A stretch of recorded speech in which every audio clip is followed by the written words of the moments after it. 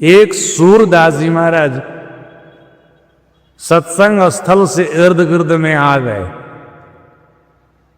लोगों का चहल पहल उसको महसूस हुआ। किसी व्यक्ति से सूरदास जी पूछता है, आज मैं देख रहा हूं, अनुभव कर रहा हूं कि राजभवन में चहल पहल है। क्या कोई पर्व है, त्योहार है या राजा का जन्मदिन है? तो व्यक्ति क्या कहता है, नहीं नहीं, कोई पर्व त्योहार नहीं है, राजा का जन्मदिन नहीं है। तो सूरदास कहता, इतना चाल पहल क्यों है? वो व्यक्ति कहता, भगवान महावीर का सत्संग प्रवचन चलता है, राज्य के बहुत सारे लोग उनके प्रवचन को सुनने के लिए आते हैं, एक जगह जमा होते हैं, इसलिए आपको चहल पहल जैसा महसूस होता है, चहल पहल जैसा महसूस होता है। सूरदास क्या कहता है उस व्यक्ति को, आप हमको सत्संग स्थल तक पहुंचा दीजिए। वो व्यक्ति क्या कहता है, मैं देखता हूं आपके पूरे शरीर में कोढ़ रोग है। ख्याल रखिएगा, अगर ईश्वर परमात्मा पापी को कभी मनुष्य का शरीर दे भी देता है ना, बीच में अगर मनुष्य का शरीर दे भी देता है तो सज्जनों वो स्वस्थ नहीं रहता है, उनका शरीर स्वस्थ नहीं रहता है। जब से वो जन्मता है मरते दम तक कोई न कोई बीमारी उनको लगी रहती है, कोई न कोई उनको रोग लगा रहता है। सज्जनों, छोटा मोटा रोग है, छोटी मोटी बीमारी है, समझ लीजिए छोटा मोटा पाप कर्म है। अगर भयंकर बीमारी है, भयंकर रोग है, तो समझ लीजिएगा एक भयंकर पापी होगा, इसलिए इनको भयंकर रोग है, भयंकर बीमारी है। ये सब सत्संग में आने से आपको नॉलेज होगा और इसका आप एहसास करेंगे। अभी प्रसंग से आपको पता चलेगा। सज्जना, वो व्यक्ति सूरदास जी को कहते हैं, आपके पूरे शरीर में कुष्ठ रोग है, ऐसा मैं देख रहा हूं। हजारों की संख्या में आपके शरीर पर मक्खियां लगी हुई है, भिनभिना रही है। पूरे शरीर से खून निकल रहा, तीव निकल रहा, मवाद निकल रहा है। आपके शरीर से दुर्गंधी निकल रही है। आप सत्संग स्थल कैसे जाइएगा? आपसे लोग घृणा करेंगे, आपके तरफ लोग देखना नहीं चाहेंगे। और ये भी मैं देख रहा हूं, बहुत जोर से बोलने पर आप सुनते हैं, आप दोनों कानों से बहरे भी हैं, बढ़िया से सुन भी नहीं पाते। सुनिए, आंख से सूरदास हैं, कान से बहरे हैं, पूरे शरीर में कुष्ठ रोग है। आप सत्संग स्थल पर कैसे जाइएगा? चले भी जाइएगा तो भगवान महावीर का दर्शन नहीं होगा। आंख नहीं है, कान से कम सुनते तो उनके प्रवचन को भी नहीं सुन सकिएगा। शरीर से दुर्गंधी निकल रही है, आपसे सभी लोग घृणा करेंगे। क्या कहते सूरदास, पंडाल से हमको बाहर ही रखिएगा, सत्संग पंडाल में हमको नहीं ले जाइएगा, बाहर ही छोड़ दीजिएगा। और जहां तक देखने सुनने की बात है, भले भगवान महावीर का दर्शन हमको नहीं होगा, हम दोनों आंखों से अंधे हैं, लेकिन भगवान महावीर तो आंख वाले हैं ना। हम दुखिया सूरदास को जरूर देखेंगे। और हमको विश्वास है, अगर किसी दुखिया के ऊपर संत की दृष्टि पड़ जाए, संत अगर सरसरी निगाह से देख ले, तो उनका दुख दूर हो जाता है, उनका कष्ट दूर हो जाता है।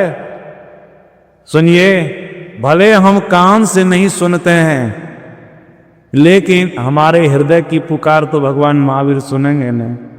भगवान महावीर तो अंतर्यामी महापुरुष हैं, त्रिकालदर्शी हैं, तीनों कालों की बातों को जानने वाले हैं, सबके हृदय की बातों को जानने वाले हैं। तो हमारे हृदय में क्या पुकार है भगवान महावीर तो जानेंगे ना।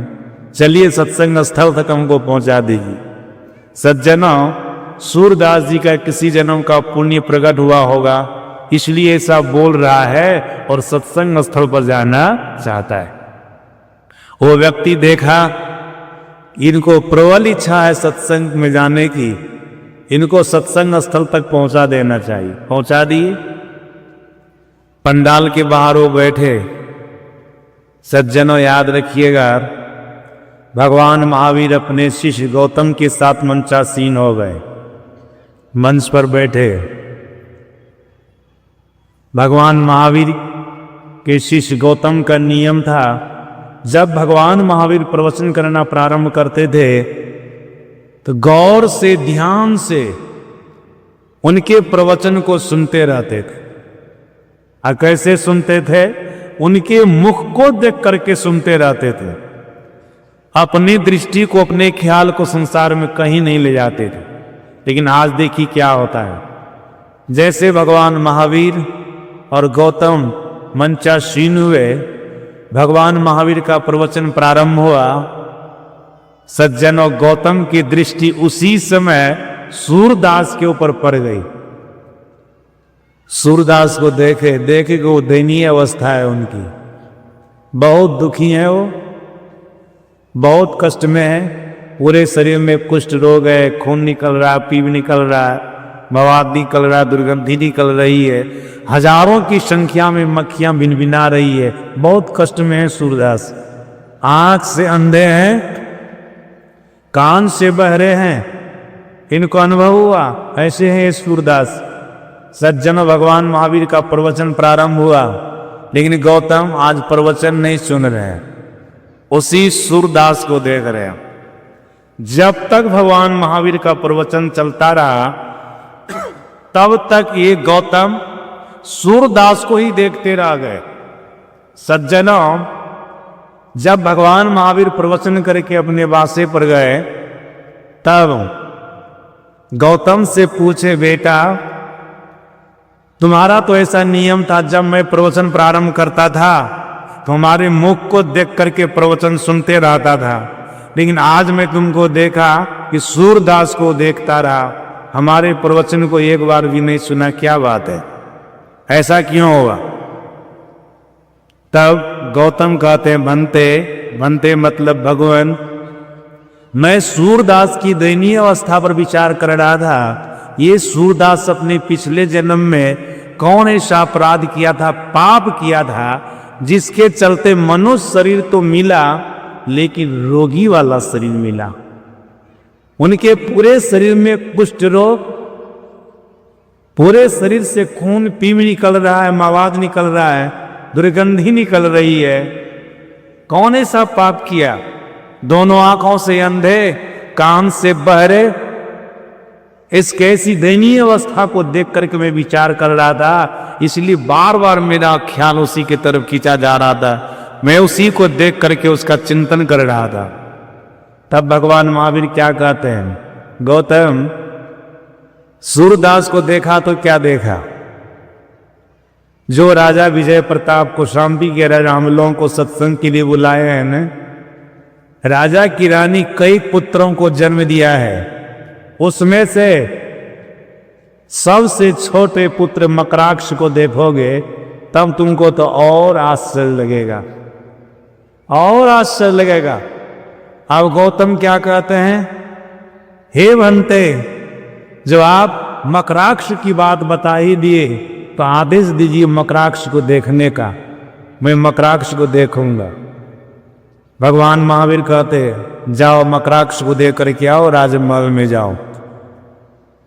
भगवान महावीर को प्रणाम करके वहां से निकलते हैं गौतम। सज्जनों, 1:30-2 बजता होगा दिन, इस समय गए। जैन धर्म के जो भी अनुयायी होते हैं वो भिक्षा मांग करके खाते हैं। प्रातः पूर्वाह्न काल में 8 से 10 बजे तक में लगभग खा लेते हैं वो लोग, भिक्षा मांग के खाते हैं। संध्या 5 बजे लगभग उनका भोजन होता है, भिक्षा मांग के खाते हैं। सज्जनों, 1:30-2 बजे दिन में गए हैं राजमहल में। राजा रानी सिंहासन पर बैठे हुए हैं। गौतम के हाथ में भिक्षा पात्र भी नहीं है, भिक्षा मांगने गए ही नहीं है, मकराक्ष को देखने के ख्याल से गए हैं। राजा रानी देखते हैं गौतम आ रहे हैं, क्या बात है, ये तो भिक्षा का समय नहीं है, और उनके हाथ में भिक्षा पात्र भी नहीं है, लेकिन हम लोगों की तरफ आ रहे हैं, राजमहल में प्रवेश कर रहे हैं, क्या बात है। जब गौतम नजदीक आए ना, तो राजा पूछते हैं, गौतम आप इस समय भिक्षा का समय नहीं है और आपके हाथ में भिक्षा पात्र भी नहीं है, तब भी आप महल में प्रवेश की क्या बात है? गौतम कहते मैं मकराक्ष को देखना चाहता हूं। राजा को इस बात को सुन करके बड़ा आश्चर्य लगा। मकराक्ष के बारे में 3 ही आदमी जानते हैं। राजा कहते मैं जानता हूं, मेरी रानी जानती है और दाई जानती है। 3 ही आदमी, 3 के अलावा कोई नहीं जानते। असज्जनों नहीं जानने का कारण क्या है? मकराक्ष का जिस समय जन्म हुआ था ना, तो मकराक्ष का शरीर कैसा था? केवल और केवल मांस का लोथड़ा, एक मांस का पिंड था, मांस का लोथड़ा था, उसमें कोई अंग प्रत्यंग नहीं था। उसमें मुंह, कान, हाथ, पैर ये सब कुछ भी नहीं था। बिल्कुल अंग प्रत्यंग से रहित था, केवल और केवल मांस का लोथड़ा था। लेकिन हाँ, उसमें प्राण था, उसमें जीवनी शक्ति थी, श्वास चल रही थी। ऐसा लगता था कि इसमें चेतन है, जीव है, ऐसा महसूस होता था। तो सज्जना, जैसे मकराक्ष का जन्म हुआ वहां पर दाई थी। रानी कहती है राजा को बुला करके लाओ, इस मांस के पिंड को क्या करना है, रखना है कि फेंक देना है, बुला करके लाओ। राजा को बुला करके लाई थी दाई। रानी ने कहा इस मांस के पिंड को क्या करना है, इस लोथरा को क्या करना है? राजा क्या कहते हैं? ये मांस का लोथरा हमारी संतान है, हमारा पुत्र है, इसकी सेवा करनी है, इसको रखना है। ईश्वर परमात्मा ने हम आपको सेवा करने का अवसर दिया है, इनकी सेवा करनी है। ऐसे भी महर्षि साईं स्वामी जी महाराज ने कहा है, सेवा से सद्गुण है आते, जिससे जीवन सुखमय होता, जिसमें सेवा भाव नहीं साई सुख चैन कहां होगा। सज्जनों, राजा कहते इसको रखना है, फेंकना नहीं है। लेकिन हाँ, ध्यान रखे 3 आदमी के अलावा इसके बारे में कोई नहीं जाने, इस मकराक्ष के बारे में कोई नहीं जाने। अगर कोई जानेंगे क्या कहेंगे, देखो राजा रानी कैसे पापी हैं, किस तरह के पुत्र को जन्म लिया है। इसलिए हम लोगों की निंदा होगी, किसी को जानकारी नहीं देना है, इसको गुप्त रखना है। सज्जनों, मकराक्ष को तैल घर में रखा गया था, गुप्त रूप से रखा गया था। इसलिए राजा को आश्चर्य हुआ, ये गौतम कैसे जान गया? बोले आप कैसे जान गए? मकराक्ष के बारे में तो 3 ही आदमी जानते हैं, आप कैसे जान गए चौथे? गौतम कहते हैं मैं केवल चौथा ही नहीं, 5वां भगवान महावीर भी जानते हैं, वही हमको मकराक्ष के बारे में बताया है। मैं उनको देखने के लिए आया हूं, मकराक्ष को दिखला दीजिए, मकराक्ष को दिखला दीजिए। सज्जनाओ, अब देखिए क्या होता है। रानी कहती है गौतम से, मकराक्ष का भोजन का समय हो गया है, अभी मैं उनको भोजन कराने के लिए जाऊंगी। मैं स्वयं से जाती हूँ भोजन कराने के लिए, जाऊंगी तो आप हमारे साथ चलिएगा, मकराक्ष को देख लीजिएगा। थोड़ी देर के बाद रानी भोजन का थाल लेकर के तैल घर के तरफ आगे बढ़ती है।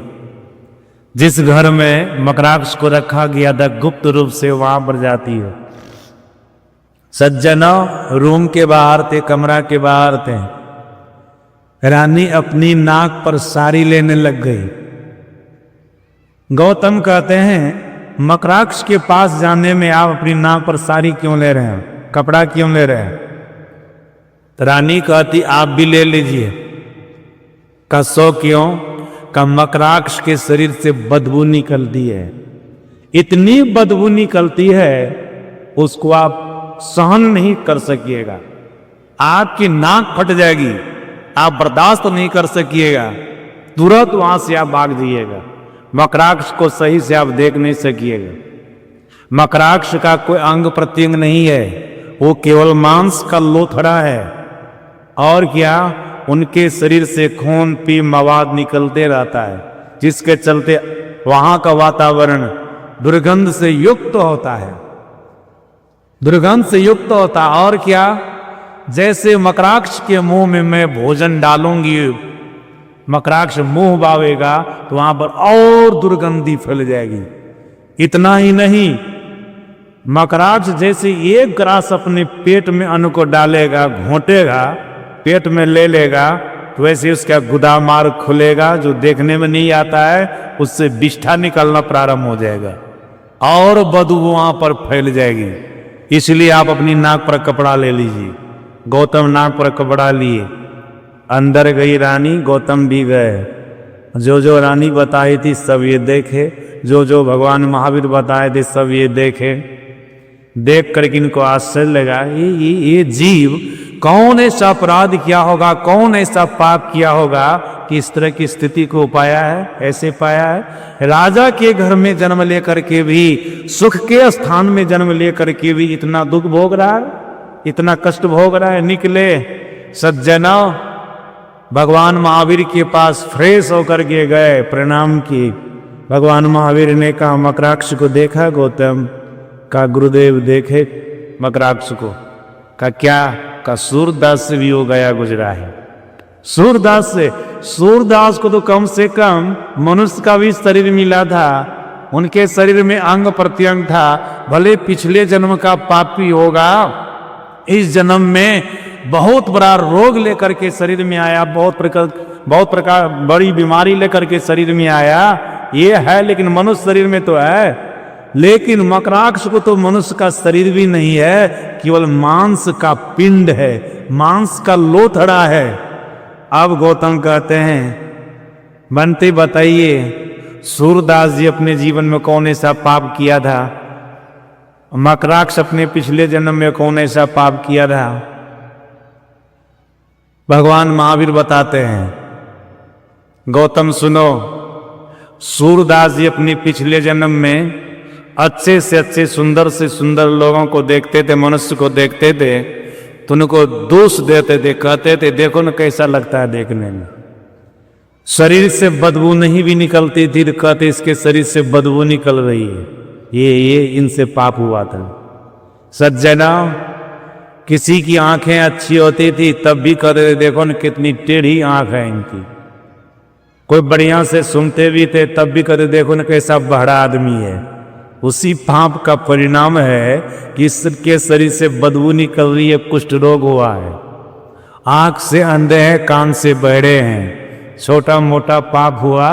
मनुष्य का शरीर तो मिला लेकिन रोग लेकर के आया, बीमारी लेकर के आया। लेकिन इसका किसी जन्म का पुण्य भी था कि आज मेरी शरण में आया, संत की शरण में आया। और सज्जन आप लोग जानते हैं ना, पापी से पापी व्यक्ति भी अगर संत की शरण में चला जाए उसका उद्धार हो जाता है। गुरु नानक देव जी महाराज ने कहा, संत शरण जो जन पड़ा सो जन उदर नहार, संत की निंदा नानका बहुरी बहुरी अवतार। जो संत की शरण में चला जाता है उसका उद्धार हो जाता है, चाहे वो पापी हो या पुण्यात्मा हो। लेकिन इस बात को जल्दी लोग समझ नहीं पाते हैं। लोग संतों की शरण में जाना पसंद नहीं करते हैं, सत्संग में जाना पसंद नहीं करते हैं। सज्जनों, संतों की शरण में आवेंगे, सत्संग में आवेंगे तो आपके पाप का नाश होगा। संत दरस जिमी पातक टले, आपका पाप टलेगा। भगवान महावीर कहते हैं इसके किसी जन्म का पुण्य उदय हुआ, संत की शरण में आ गए, अब इनका सब दुख खत्म होगा, सब कष्ट इनका खत्म होगा। लेकिन मकराक्ष तो अभी तक संत की शरण में नहीं आया है, वो तैल घर में पड़ा हुआ है। देखो ये मकराक्ष पिछले जन्म में, ये जो कौशाम्बी नरेश हैं, राजा विजय प्रताप, इनके ही राज से जो सटे दूसरा राज्य है ना, उस राज्य का ही राजा था। इनको सुंदर रानी की प्राप्ति हुई थी, तब भी दूसरे की स्त्री को हर करके लाता था। अपनी प्रजा से जितना कर नहीं लेना चाहिए, जितना मुआवजा नहीं लेना चाहिए उतना मुआवजा लेता था, और कारण अपनी प्रजा को दंडित करता था, और मांस खाता था, मछली खाता था, मदिरा पीता था, मतलब अनेक प्रकार के दुष्कर्मों को करता था। आज देखो देव दुर्लभ तन शरीर से छुट करके ये मांस का लोथड़ा वाला शरीर को पाया है, एक मांस का पिंड वाला शरीर पाया है। कैसा कैसा दुख है इनको।